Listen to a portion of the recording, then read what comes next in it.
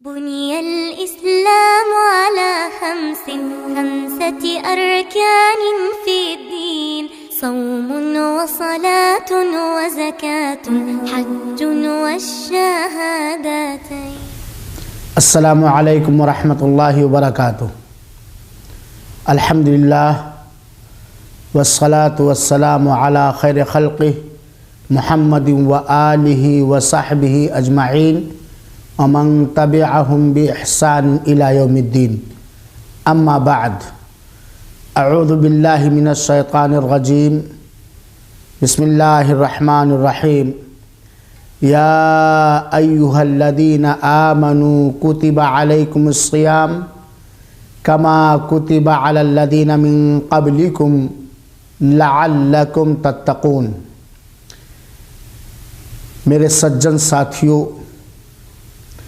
आहसा Islamic centre हुफूफ के इस धार्मिक सभा में जिस विषय पर मैं कुछ जागरूक करना चाहता हूँ या कहना चाहता हूँ, वो विषय है सौम अर्थात रोज़ा। सौम जिसको हमारे उर्दू तथा हिंदी भाषा में रोज़ा कहा जाता है, इसके बारे में मैं कुछ कहना चाहता हूँ। प्रिय मित्रों,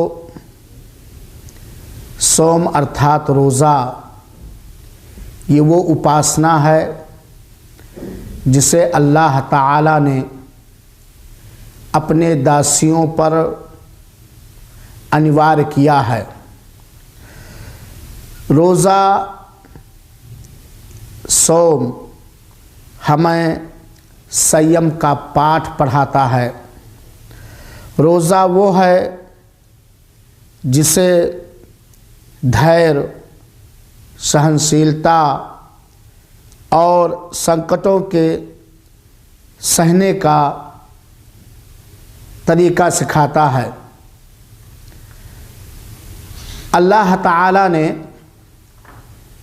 शुभ कुरान की सूरह बकरा की आयत नंबर 183 के अंदर फरमाया, या अय्युहल्लज़ीना आमनू कुतिबा अलैकुमुस सियाम कमा कुतिबा अलल्लज़ीना मिन क़ब्लिकुम लअल्लकुम तत्तक़ून। ऐ ईमान वालो, तुम्हारे लिए रोज़ा यानी सौम अनिवार्य किया गया है, जिस प्रकार पहले लोगों पर अनिवार्य किया गया था, ताकि तुम परहेज़गार बन जाओ, ताकि तुम मुत्तकी और अल्लाह से डर और भय रखने वाला बन जाओ। इस आयत से ये बात स्पष्ट होती है कि रोज़ा यानी सौम ये मुसलमानों पर अनिवार्य है, बल्कि रोज़ा ये इस्लाम का चौथा आधार है। अंतिम संदेशता ने फरमाया है कि इस्लाम के आधार 5 हैं। उनमें से चौथा आधार, चौथा स्तंभ या बुनियाद सौम अर्थात रोज़ा है। प्रिय मित्रों, रोज़ा कहते किसे हैं या रोज़े की परिभाषा क्या है? रोज़े की परिभाषा ये है कि मात्र अल्लाह की उपासना के लिए, अल्लाह की उपासना के इरादे से फजर के समय से लेकर के भोर से सूर्य डूब जाने तक खान पीन और पत्नी से संभोग करने तथा अन्य उन चीज़ों से रुके रहना जिनसे रोज़ा भंग हो जाता है, इसे सौम कहा जाता है अरबी भाषा में। और समझाने के लिए मैं रोज़ा कह रहा हूँ। यानी फजर की समय से लेकर के, भोर से लेकर के सूरज के डूब जाने तक अल्लाह की उपासना के इरादे से, अल्लाह की इबादत के इरादे से खाने पीने, पत्नी से संभोग करने तथा अन्य उन वस्तुओं से, उन कामों से, उन चीज़ों से रुके रहना जिससे रोज़ा भंग हो जाता है। अल्लाह ताला ने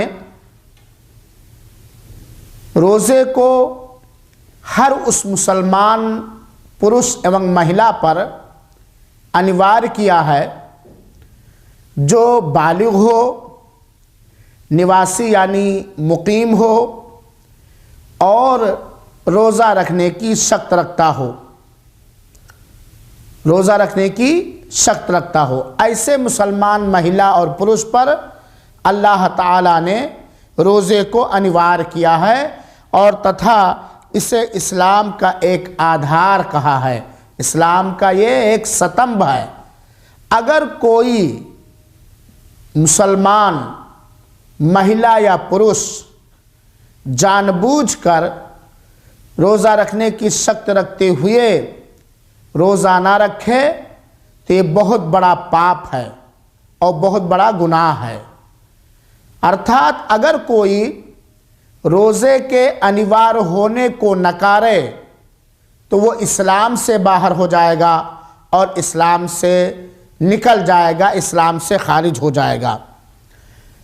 प्रिय मित्रों, रोज़े का महत्व क्या है और अगर हम ठीक रूप से रोज़े का महत्व सीख जाएं, समझ जाएं, तो हमें इस उपासना में एक मिठास मिलेगी और हम यही चाहेंगे कि सदैव रोज़ा रखें। अंतिम संदेशता मोहम्मद सल्लल्लाहु अलैहि वसल्लम ने फरमाया है, मन सामा रमदाना ईमाना व इहतिसाबा गुफ़िरा लहू मा तक़द्दम मिन दम्बिह, कि जिसने भी रमज़ान के रोज़े रखे उसका फल और सवाब चाहने के लिए, ईमान के साथ उसका फल और सवाब चाहने के लिए, तो उसके पिछले समस्त पाप क्षमा कर दिए जाएंगे। इसी प्रकार अंतिम संदेशता ने फरमाया, एक हदीस कुदसी है कि अल्लाह ताला कहता है, कुल्लु अमल इब्न आदम लहू अल हसनतु बिअशरि अमथालिहा इला 700 ज़अफ़ इल्ला सियाम फ़इन्नहु ली व अना अज्ज़ी बिह तरका शहवतहु व तआमहु व शराबहु मिन अजली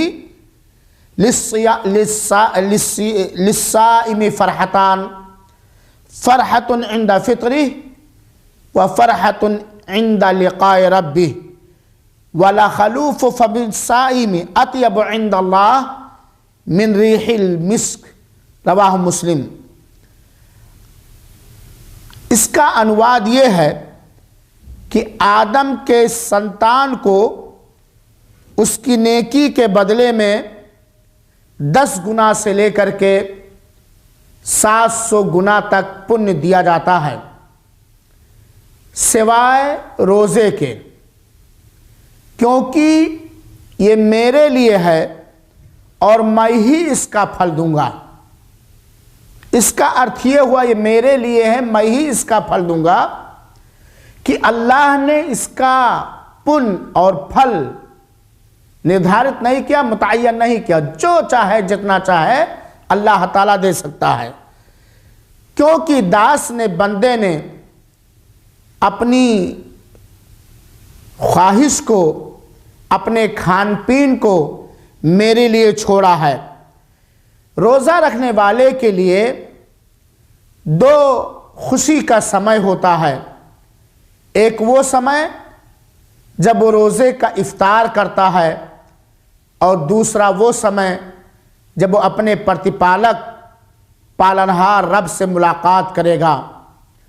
रोज़ेदार के मुंह से निकली हुई बदबू सुगंध से अधिक अल्लाह ताला के यहाँ प्रिय है।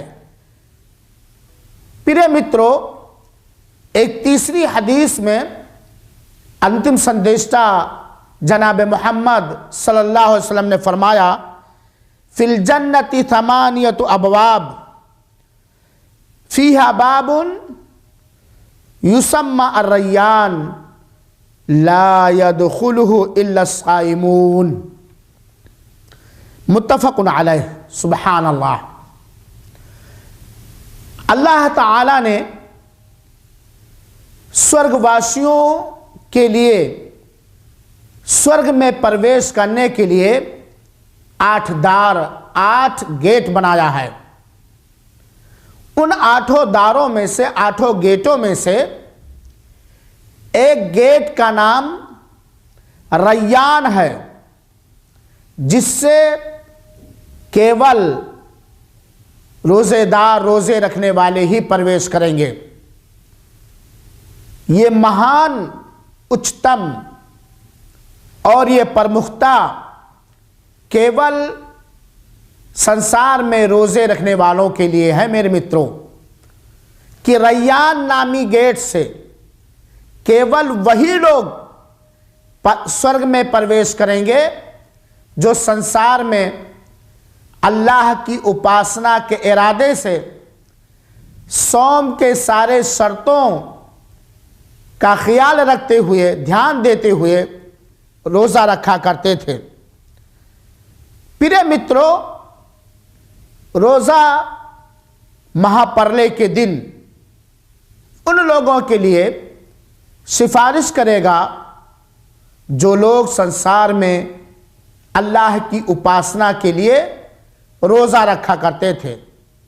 इसके अतिरिक्त अंतिम संदेशता जनाब मोहम्मद सल्लल्लाहु अलैहि वसल्लम ने बहुत सारे रोज़े का लाभ, रोज़े का पुण्य और रोज़े का फ़ायदा बतलाया है। इस्लाम में रोज़ा का मूल उद्देश्य है कि हर रोज़ा रखने वाले के हृदय में अल्लाह ताला का वास्तविक भय और सच्चा डर पैदा हो जाए।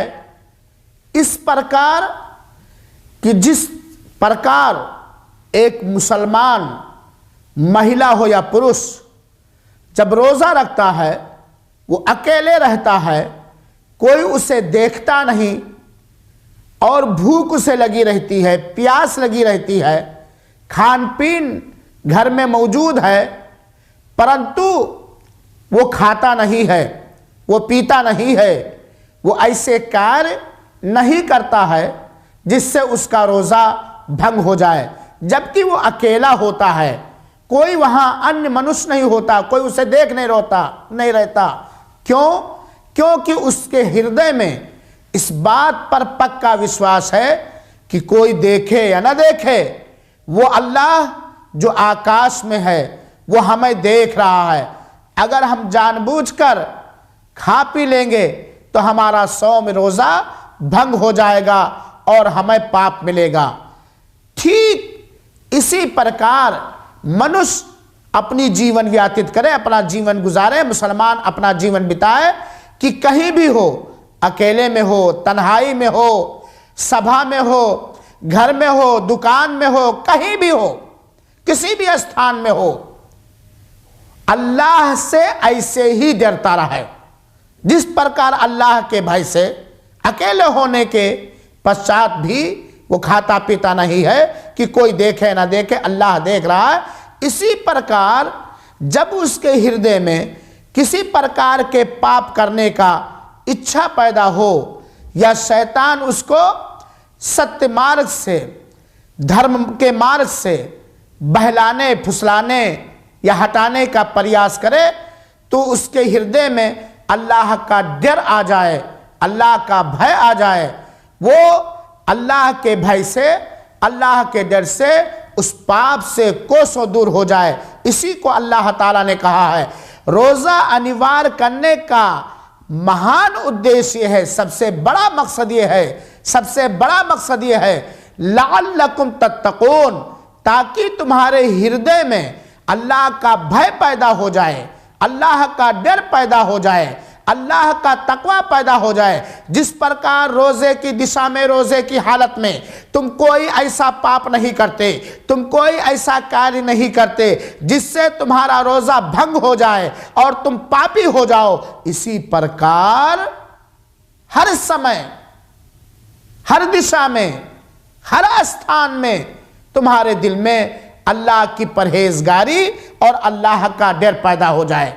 मेरे भाइयों साथियों, जो मुस्लिम व्यक्ति रोज़ा रखने की ताकत रखता है और उसके पास रोज़ा छोड़ने के लिए कोई शास्त्रीय कारण नहीं है, इसके बाद भी वो रोज़ा नहीं रखता है, तो बहुत बड़ा पापी है।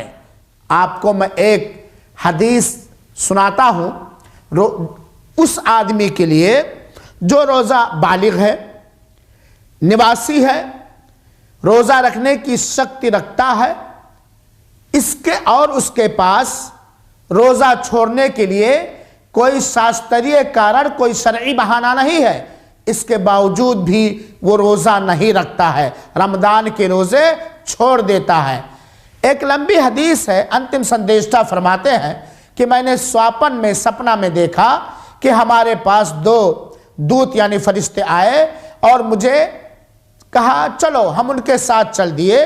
तो उन दोनों ने हमें एक ऊंचे पहाड़ पर चढ़ने का आदेश दिया। मैंने कहा मैं नहीं चढ़ सकता। फिर उन दोनों ने कहा मैं आपका सहयोग करूंगा, सहायता करूंगा। चुनाचे मैं चढ़ा तो मैंने एक निहायत गिरा देने वाला, कपा देने वाला चीख पुकार सुना। मैंने उन दोनों से प्रश्न किया ये कैसी चीख पुकार की आवाज़ है। हमें बताया गया कि ये नरकवासियों के चीख पुकार की आवाज़ है, जो नरक में डाले गए हैं, नरक के प्रकोप से, नरक के अजाब से वो परेशान और व्याकुल हैं और चीखो चिल्ला रहे हैं। फिर मैं आगे गया तो मैंने देखा कि एक मनुष्य को उल्टे लटका दिया गया है और उसका ये जबड़ा मुंह फाड़ दिया गया है। मैंने पूछा ये किस पाप का प्रकोप है, किस गुनाह की सज़ा है? तो मुझे बताया गया कि वो मनुष्य है जिसके ऊपर रमज़ान मुबारक के सौम यानी रोज़े अनिवार्य थे और ये रोज़ा नहीं रखता था। इसीलिए इमाम बुखारी रहमतुल्लाह अलैह ने एक मुअल्लक़ रिवायत में, जस्म के साथ एक मुअल्लक़ रिवायत में बयान किया है कि अगर कोई मनुष्य, कोई भी मुसलमान रमज़ान के रोज़े ना रखे जबकि वो रोज़ा रखने पर शक्तिमान है, ताकत रखता है, तो पूरी जीवन अगर वो रोज़ा रखे तो रमज़ान के रोज़े का फल नहीं पा सकता है। यहाँ ये बात हमें मालूम होनी चाहिए और इस बात का अवश्य हमें ज्ञान होना चाहिए कि सौम के कुछ आधार हैं। सौम के कुछ आधार हैं। सौम के आधार ये हैं, सर्वप्रथम पहली चीज़ नीयत, यानी अनिवार्य रोज़ों के लिए फजर से पहले नियत करना अनिवार्य है, आवश्यक है। और नियत का स्थान ये हृदय है, ज़बान से कोई शब्द हम नहीं बोलेंगे, यानी दिल में, हृदय में हमारा ये पक्का ये इरादा हो, नियत हो कि हम कल रोज़े रखेंगे। ये रोज़े का एक आधार है। इसी प्रकार रोज़े का दूसरा आधार है कि फजर के समय से लेकर के सूरज डूब जाने तक उन सारे कामों से बचे रहना जिनके कारण रोज़ा भंग हो जाता है, जिनके वजह से रोज़ा भंग हो जाता है। कुछ विद्वानों ने कहा है कि रोज़े का तीसरा स्तंभ आधार ये है कि दिन का होना। इसके अतिरिक्त रोज़े के बहुत सारे मसाइल हैं जिन्हें हमें उन पुस्तकों के पढ़ने से मालूम होगा जिनके जो पुस्तकें रोज़े के बारे में लिखी गई हैं। हम अल्लाह ताला से ये प्रार्थना करते हैं कि अल्लाह ताला हमें, हमारे संतान को और सारे मुसलमानों को स्वास्थ्य के साथ नेकी पर चलने का अवसर देते हुए लंबी उम्र दे और अधिक से अधिक अल्लाह की उपासना के लिए रोज़ा रखने का अवसर दे। तू ही मार्गदर्शन करने वाला है और हर उस पाप से हमें, हमारी संतान को, हमारे सारे चाहने वालों को और सारे मुस्लिम पुरुष एवं महिला को तू अपने सही धर्म पर चलने का अवसर दे। आमीन। वसल्लल्लाहु वसल्लिम अला नबीना मुहम्मदिन सल्लल्लाहु अलैहि व आलिहि वसल्लम। वस्सलामु अलैकुम व रहमतुल्लाहि व बरकातुहू।